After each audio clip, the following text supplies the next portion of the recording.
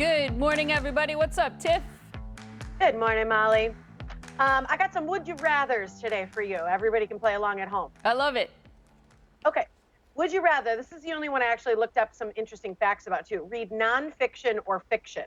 I'm going to say fiction. It cracks me up whenever I think of the word nonfiction because when my son was little, he always used to say, I only like true fact books. Yeah, I'm with him. Yeah. That's what I like too. I like nonfiction. They say if you like nonfiction, you're somebody who's kind of a student of the world. You're always seeking the truth.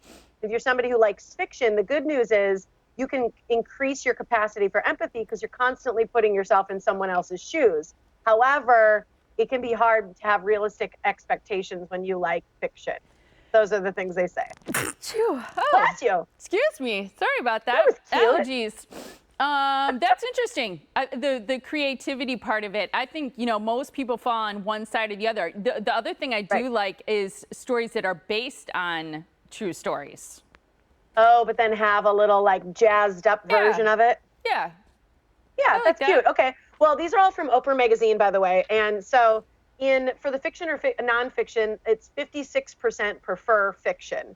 So interesting there. The next one is salsa or guac. If you could only have one or the other, which one? Guac. Guac. Okay, 100%. 67% like about guac you? too. All right. Are you someone who spends more time thinking about the past or the future? Future.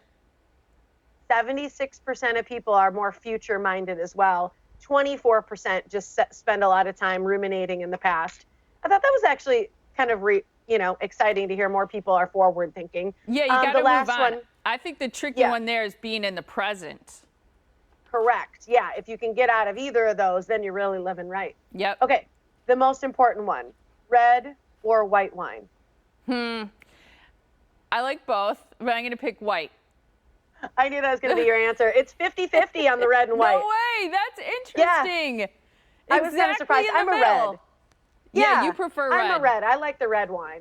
I like that. Those are good. I love would you rathers. I always think about ketchup or mayonnaise with French fries. What would you say?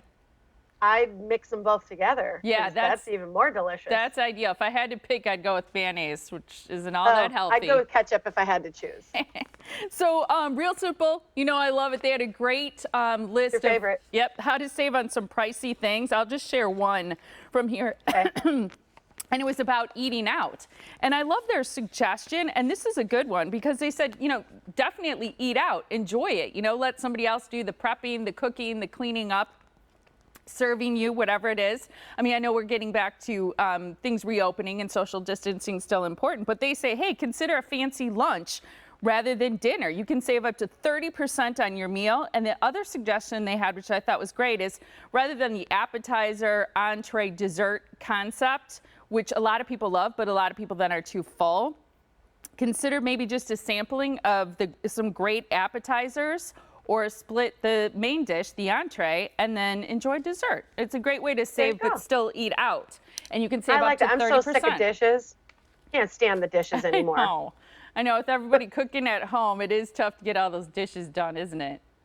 Yeah, it is. Hey, I got to tell you something about corn before we go because it's our sound off, okay? Okay. Here's the deal. It's all about, how do you cook corn? How do you cook it real quick? Corn on the cob or Yeah. Well, I don't cook it, actually, if I'm being honest. I've done it in the microwave, which is probably the worst way to do it. I like it on the grill. Okay. Well, a lot of people do boil it. That's how I grew up. My mom boiled it, and they say don't boil corn on the cob, okay? Here's the deal. Corn on the cob does have some nutrition to it, which I did not know, but it has folic acid in it, which is B9.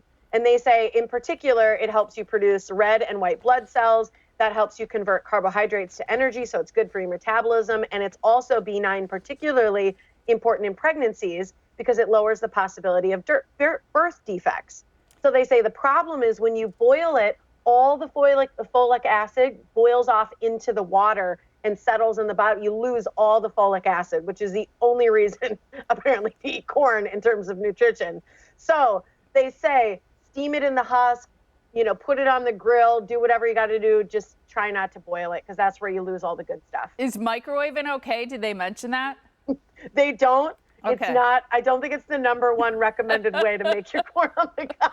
A lot of people people do, though. They roll it in wax paper or whatever and put it in the microwave. I bet you 100 people out there on Facebook are going to talk about putting it in the Well, why microwave. don't you ask, though, hundreds? Ask all those hundreds. Let's see what they think. All right, Sound off. we Go to our posted Facebook it. page.